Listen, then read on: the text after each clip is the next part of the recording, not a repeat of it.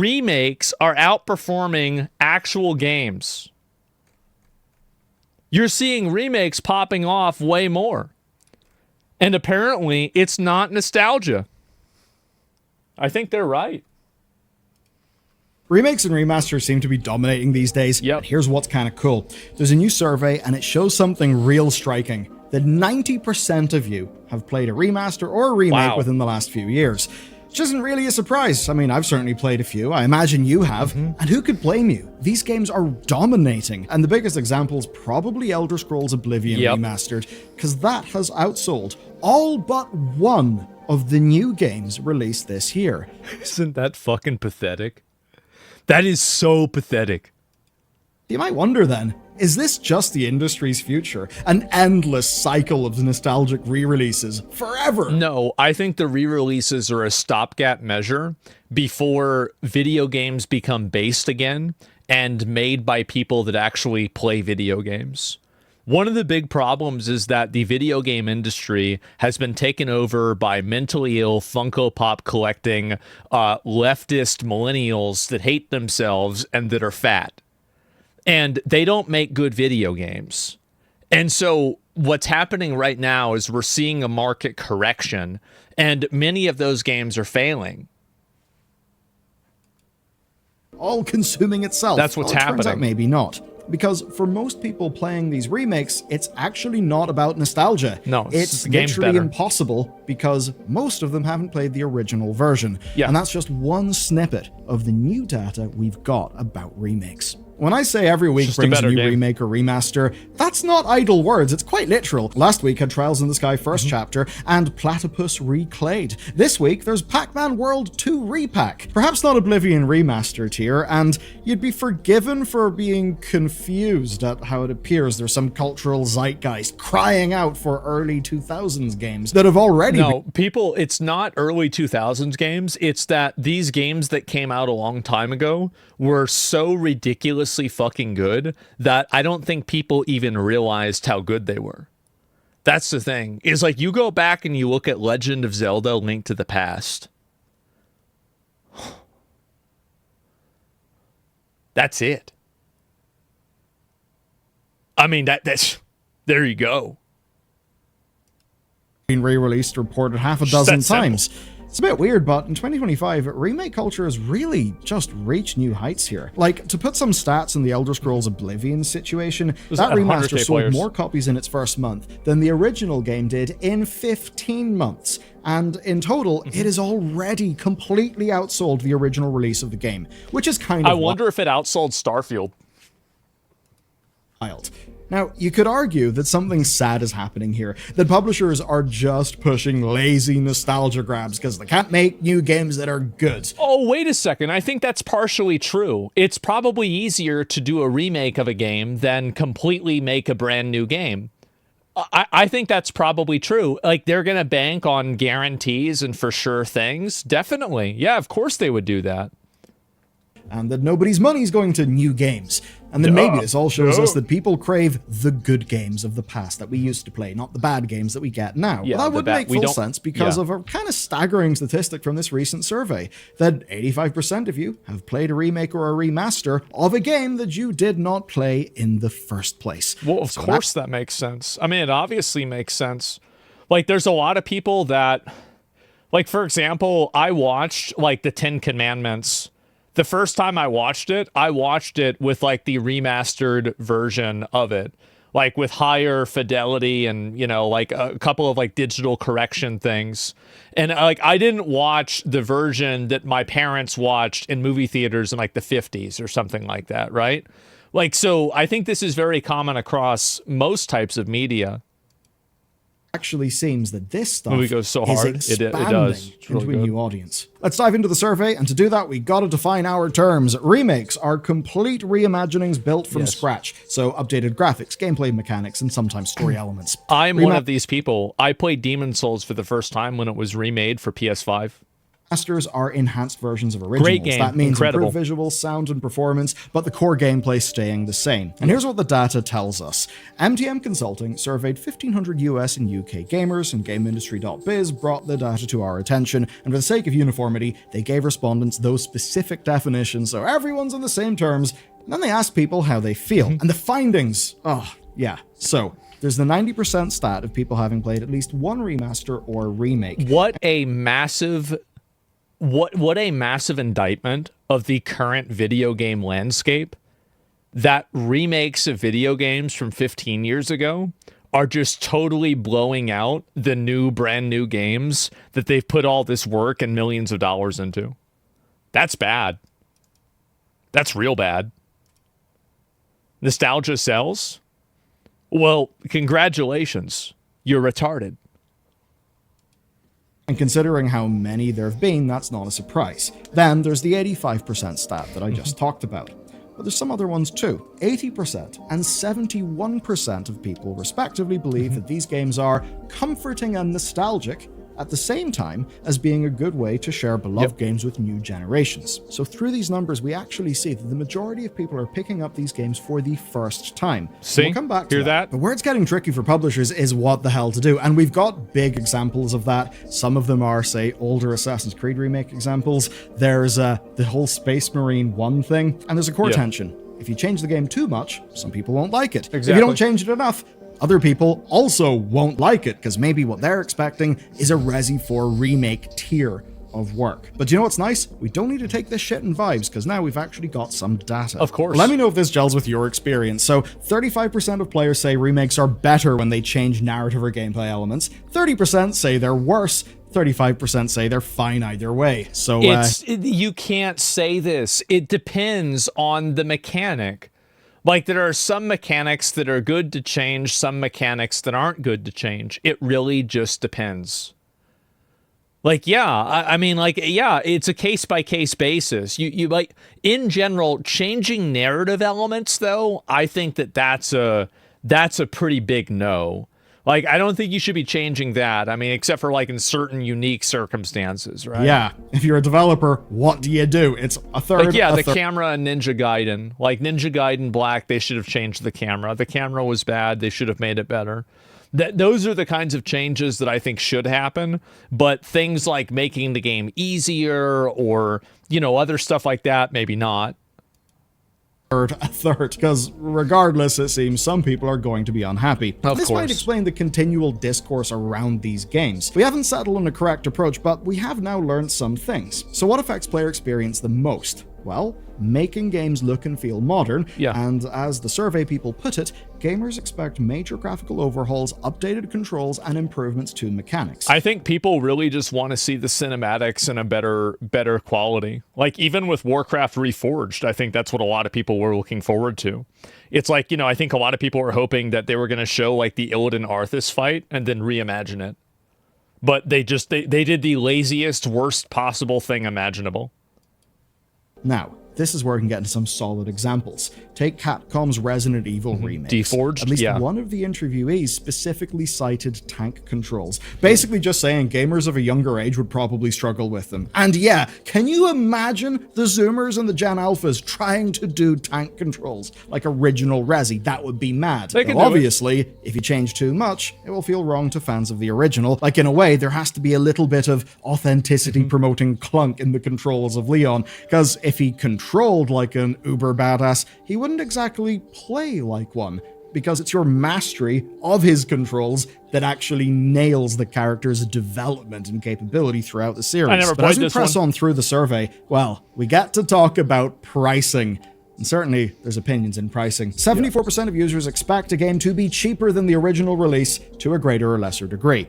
And that's both about the value of the upgraded product and the decision to publish it. I think that's true. 6%, though, go further. They say they want them free or within subscription services. And also timing matters. Only 4% of people think 2 years is enough time between releases. 14% say 3 to 4. 32% say 5 to 6 as the appropriate amount. 5 to 6 years for a remake? Get the fuck out out of here. What are you, retarded? Absolutely not. Like, remakes should be for games that are like 10 years old. I mean, Witcher 3 is 10 years old. Do we need a remake for Witcher 3? No, it looks amazing. Like, what do we... No, I want a remake for, like, Secret of Mana, not, I don't know, like fucking Bloodborne. Like, Bloodborne's already good. Just make it 60 FPS. That's it. Of time, and certainly, hey, looking at you, PlayStation, Dogma. you guys really do like doing it pretty quick. But if you want a perfect example of everything going wrong, it comes from a really goddamn sad place, and that is the Space Marine Mastercrafted Edition from Sega earlier this year. Oh dear, it did not do well. Existing players felt cheated. Mostly there was no negative. discounted upgrade path. The Anniversary Edition had effectively been re-released back in 2021, and the Mastercrafted Edition really didn't add enough graphical improvements whatsoever. It doesn't look that good. It felt like a cheap cash grab to capitalize on Space Marine 2 being pretty goddamn good. Yeah, it was very good. So here's the lesson. Especially once a game is accessible in a modern digital format to audiences, you can't just keep hitting the re-release button. But companies, unless you're making Skyrim, will obviously keep trying, and that's because the opportunities far, far outweigh the costs. Yeah. Got to talk about the business case. Think about Make the a business lot of side money like with this. Oblivion is a goddamn dream scenario. It massively outsold the original, in great part because there are simply more gamers now. And one thing you'll see in, like, say, rookie startups is people being like, oh, you know, if I just get 10% of the market, then I'll make X amount of money. And that's a little bit silly, but it can kind of fit our purposes for here. Even if you assume that a game sold to 1% of the audience way back in the day, and it could still sell to 1% of the current audience again in 2025, then it would be worth the cost of updating because, good God, the audience for games has increased massively. And this survey effectively validates that logic. The idea that 85% of players are willing to buy remakes with no personal attachment is huge. Well, now, it's because the old games are objectively really good. Like, that's the issue, is that a lot of the newer games have, like Ghost of Yotai is a great example of this. Why am I doing these like bamboo quick time events cutting bamboo? Like, this is, what the fuck is this? Why am I playing a lute in order to, like, you know, remember what it was like, you know, with my mom when I lived on a farm? Like, I have to pick up rock. Like, it's all of these like little bits of bullshittery that new video games have that they're bloated out of their fucking mind with just garbage. Like, nobody wants this. Nobody cares about this. It's fucking annoying. And so a lot of these old video games are meat and potatoes. A lot of new video games are built around retention mechanics. They're built around trying to make you play the game longer. They're built around trying to make you do these new things because it fits with the controller for the PlayStation 5.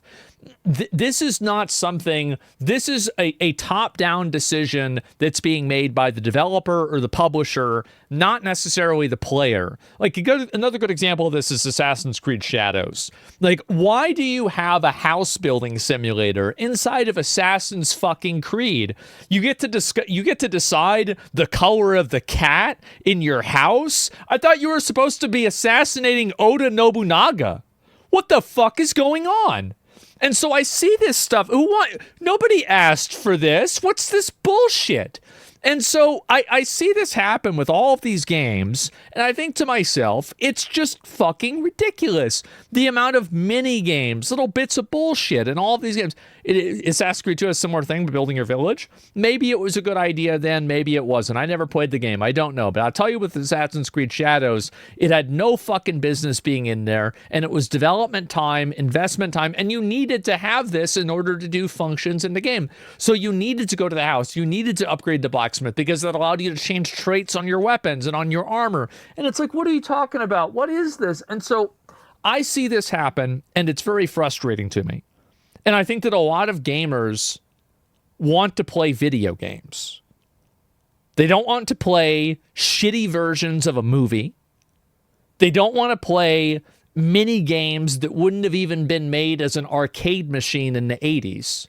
They want to play a video game. They don't want to play filler. It's just filler. have nostalgia for an era. There'll be creator coverage, maybe from people who played it back in the day. So these remasters will kind of have Vanguard-ish super fans. And it helps with branding. Sure. Popular games guarantee at least some audiences. And taking a look at my personal playing habits, I've got to say I do have a bit of a theory here in why these games can work so goddamn well. So, across this channel, across the years, we've talked about so many game development stories that have been utter goddamn shit shows. I think a great example of one, which, I mean, that it even came out is kind of shocking. It would be Dragon Age Veilguard. So the deal with Dragon Age, right? That went through like multiple redevelopments, and I believe they did a reboot and then made the version we got in like 18 months. And that is a story that is just repeated across so many. Such a bad game. Games. Now, a lot of that is because incredibly of risk, bad game, right? There's the game that they plan, and then they just keep on needing to goddamn reboot and reboot and reboot, and it ends up being complete chaos. But you see with these remasters, you already have a proven formula, and that proven formula means you have far less design risk. One of the things that we talk about in like project planning is the difference between a known unknown and an unknown unknown. Yeah, sure. Right? So an unknown unknown is something you just truly cannot predict. Yeah. And any purely new project is going to be stuffed full of them. Whereas if you're doing a remaster of a game that you've already got like the whole template for, you already have a lot of the uncertainties defined. Yeah, of course. That's going to be way easier. According to Boondocks? Because you can point to like a military everyone general that said that or invented that. To the literal thing that they're remaking. And that is actually huge. Because one of the things we're pretty good at in this industry is, well, scaling up big production teams. One of the things we're less good at is effectively using all of those production teams. Some of that can be bad management, as seen in so many stories. Some of that can just be that games are extremely complex. I don't think that's what happens. I think that this is something that is happening across all companies and especially inside of tech, where I think that there is a form of corporate entropy that happens that as a company is around for a long enough period of time, they start to bring on more and more people, and then more people bring on more people, and then the company becomes too big. I think this is what happens all the time. And it happens across industries. It happens in general. Software development goes. They have so much design risk that with teams as large as Game Bro, how do you know that? You're just a streamer? Well, because I founded and organized multiple companies myself. I've invested into companies. I have a degree in business. And I'm also not a fucking retard. I can see that whenever Elon Musk fires 80% of Twitter and then Twitter stays the same and it still turns on and works the same as it did, and in fact it gets better, I think that's pretty illuminating that, hey, maybe all the people that you fired didn't necessarily do anything.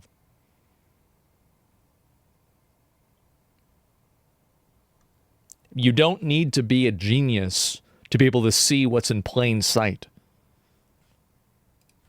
Have ended up being, it's hard to just utilize everyone well. That's just me. And that's where I think the remakes and the remasters actually can do something really important. They can take away risk, and that opens the door for pretty amazing levels of polish. The best examples, of course, Resi 4 and probably Oblivion. I'm sure you can name a few as well. But here's the weird thing. It's not just successful games getting remastered.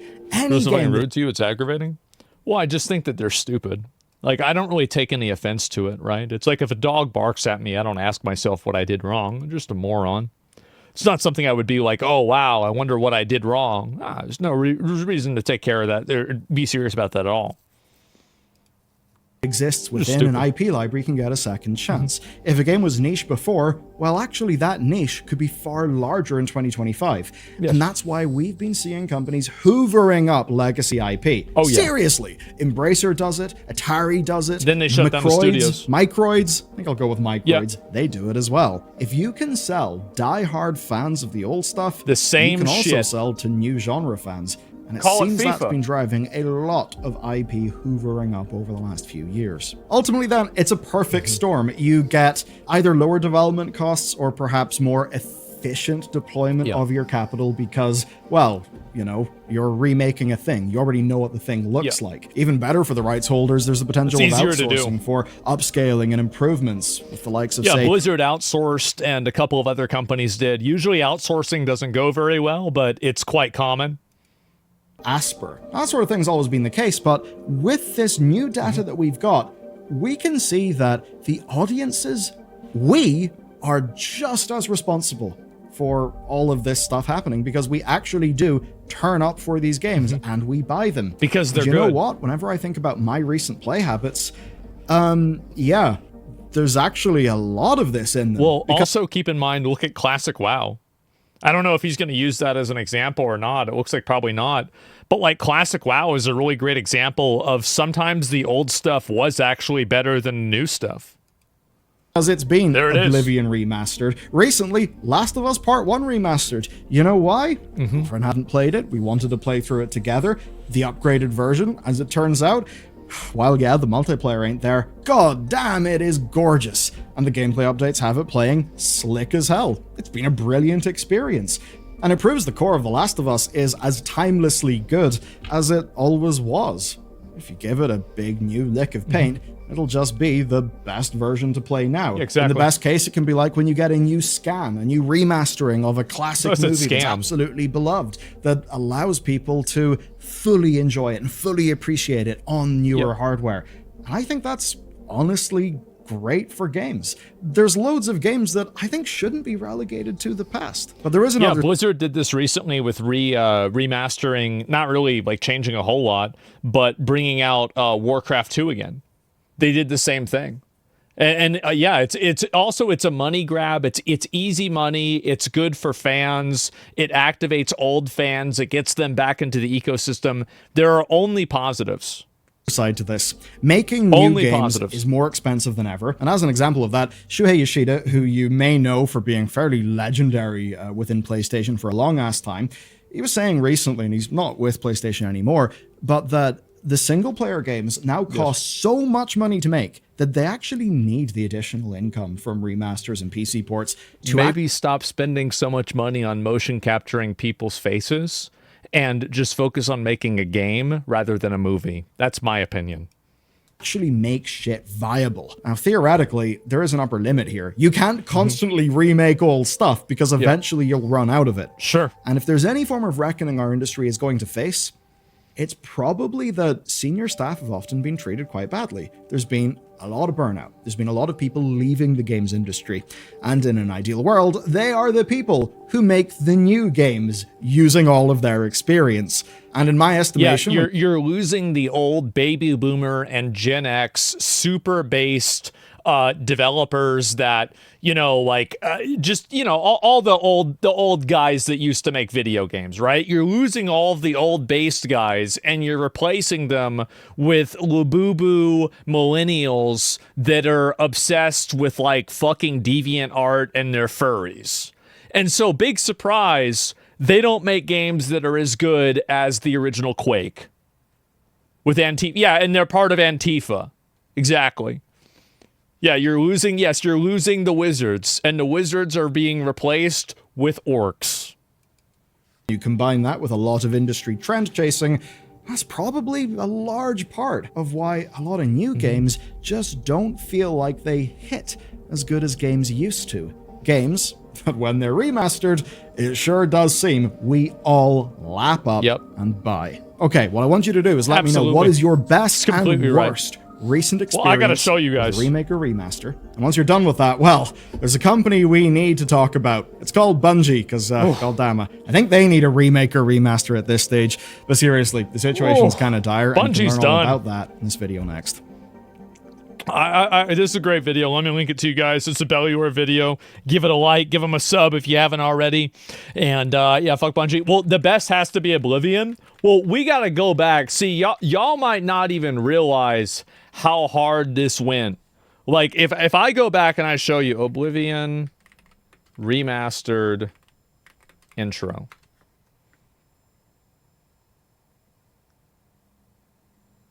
Watch this. I was born 87 years ago.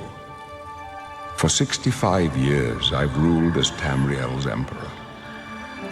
But for all these years, I've never been the ruler of my own dreams. I have seen the gates of oblivion, beyond which no waking eye may see. Behold, in darkness, a doom sweeps the land.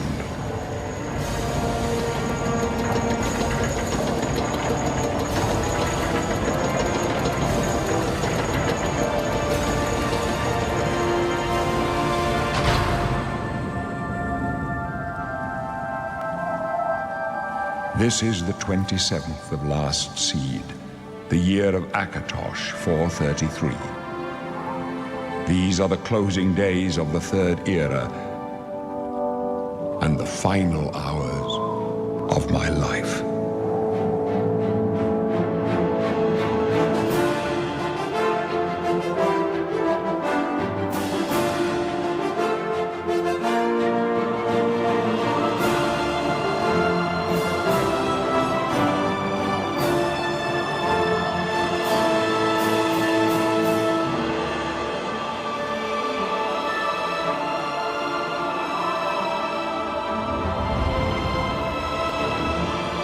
It's just...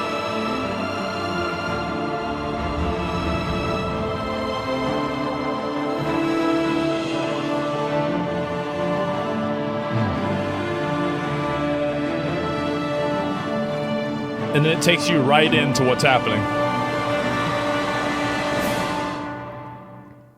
No long exposition, no huge explanation of all this stuff.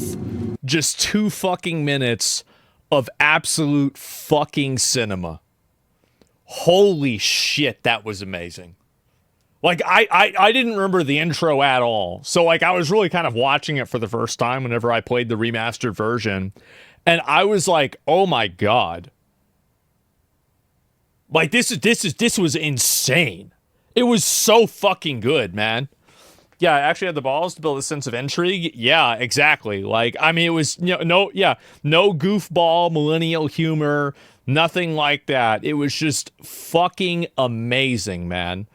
Yeah, Amulet of Kings. Yeah, look at this. Just never said Sir Patrick Stewart, it was worth to get the most iconic intro to the Elder Scrolls game. Yeah, exactly. It was. And like, they went so fucking hard back then. And there used to be other games. Like, I'm trying to think if there's another good game intro that like really is a good example of this. But it's like, I'm trying to think, like, Skyrim's better. I'm not really a big fan of the Skyrim intro personally. Diablo 2 intro.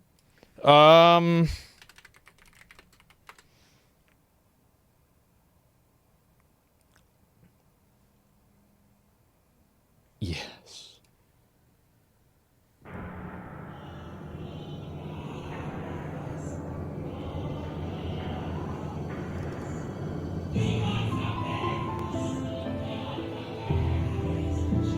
It just...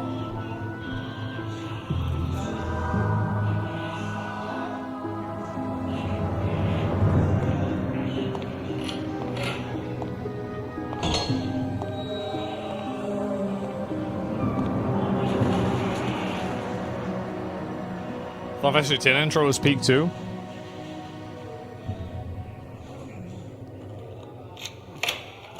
Oh, Marius.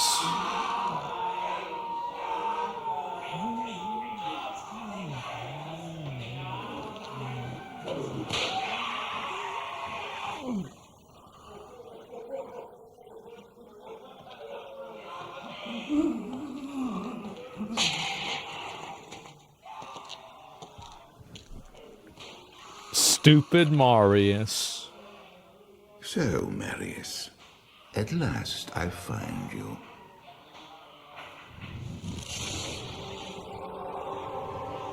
Tyrael, yes. Yes, now I recognize you. I should have known you'd travel in disguise. They're always watching. I've been searching for you for a long time, Marius. I was rather beginning to think you didn't want to be found. Oh, forgive me, Tyrael, please. It wasn't my fault. Not your fault. Tell me, Marius, how was it not your fault? The Wanderer. Yes, it was was the Wanderer. This is so fucking good, man. My It's insane. days at the Rogue Citadel seem so long ago.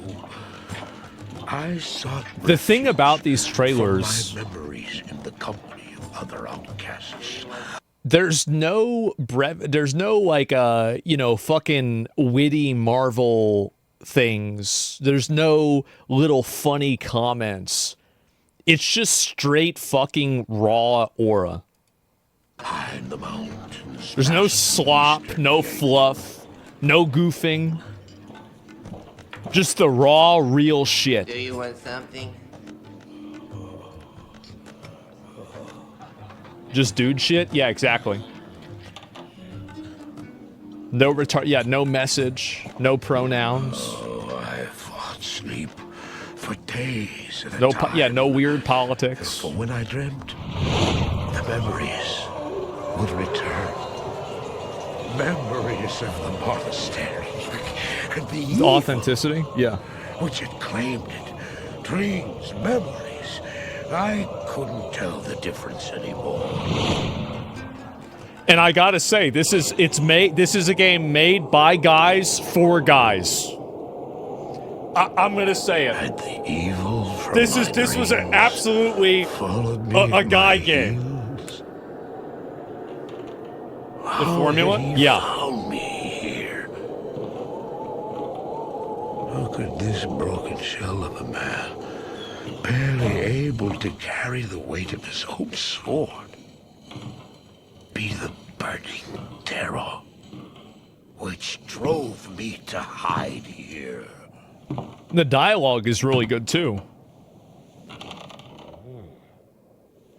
It's like I noticed that whenever I was like watching Rings of Power, and then I was comparing it to Lord of the Rings, and I was like, man, there's a pretty big difference here.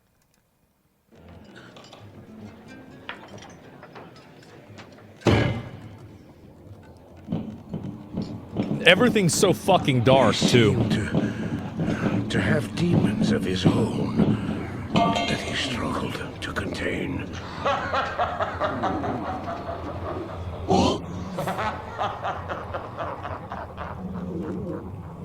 And he was losing.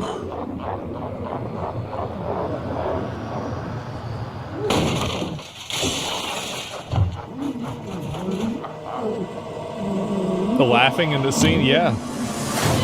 And you got to admit, Blizzard really, they cooked with this. The new cinematic, they did it justice. It was good. As I watched, I became convinced that I was truly mad. Yeah. The terror, the destruction, the evil I witnessed. How else could I explain them? Were these the demons from Blizzard didn't do it, it was outsourced. W outsourcing. Within the Wanderer. Oh. It's like, what the fuck?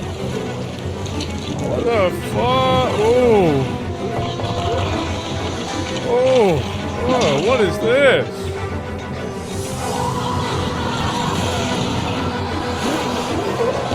I'm too drunk for this. What the fuck?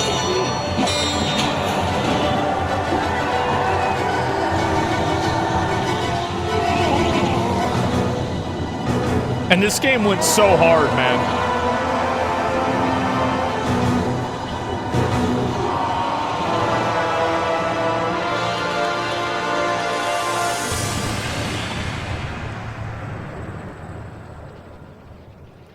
Witcher 2 intro? I don't know.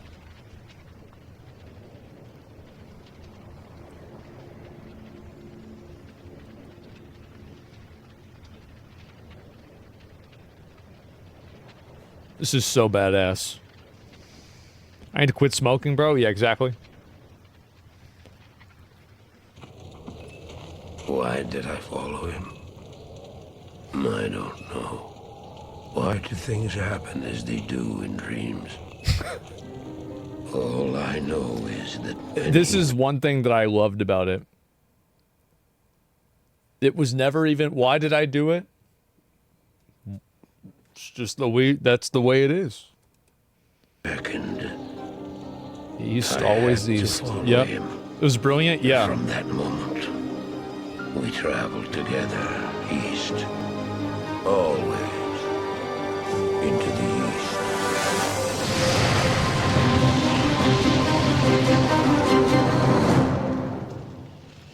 So fucking badass. Absolutely fucking amazing. I love it. And so I forgot even, like, where was the other part of it?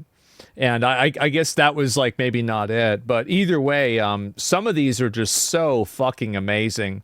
And I wish that, like, really, I mean, this is the kind of stuff that just is insane. It's so fucking good.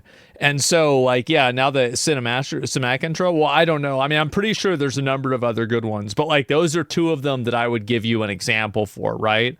Of, like, this is the high quality stuff. Even, like, I mean, you think about the Elden Ring intro even, right? Like, it's on a completely different fucking level. Like, I'll do one more, okay? One more.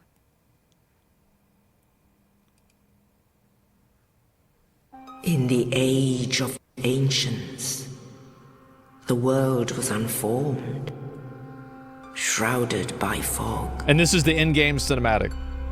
It's not a trailer. Of grey crags, arch trees, and everlasting dragons. It was peak. It was beyond peak.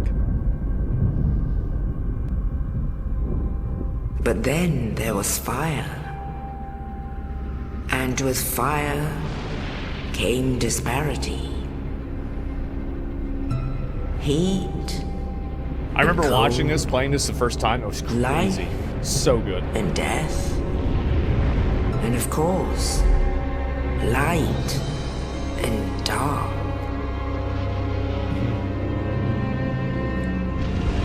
I do think, by the way, the Oblivion one clears Then all of these. From the dark, in terms of they aura. came. But this one's really good too.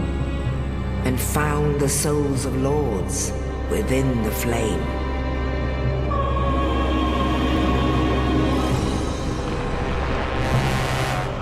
You watch a sloppy one to see the contrast? Nito, the first of the dead. I probably should.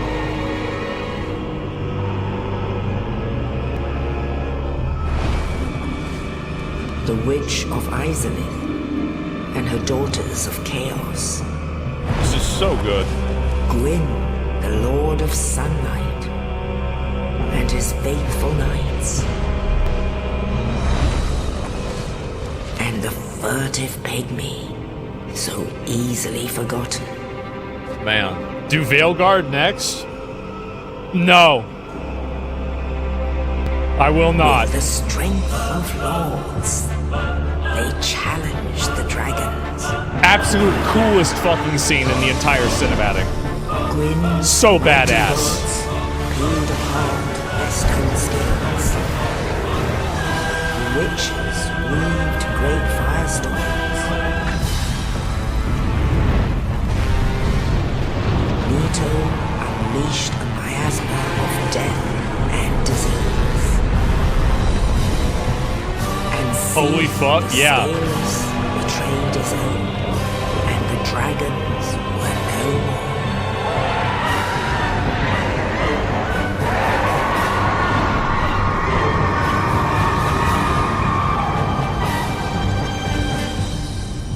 Star Wars Outlaws intro? Thus No. began the age No, of fire. absolutely not.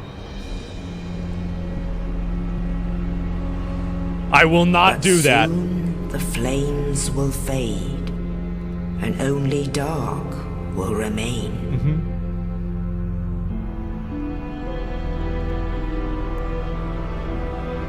Even now, there are only embers. And man sees not light, but only endless nights. It's too good. And amongst the living are seen carriers of the accursed dark sign. And you see it goes into the lore of the game too. Like, if you know the game, like, you'd know that, like, all this makes sense and it fits together. And then, like, the next cinematic right after that immediately introduces you, and it shows you exactly what's going on and how it fits together. Like, so much of this stuff, like, the quality of this is just incredible, man. It is. It's absolutely fucking incredible. And the old games had aura to them that I think that a lot of new games just really don't have access to. They just fucking don't. And it's kind of sad to see, but it's just weird. Is anyone still watching this garbage? Oh man, I've got to watch. I'm not going to look at it today. I might look at it later on though. A good game. Yeah, bro, like I love that game, man. It was so fucking fun.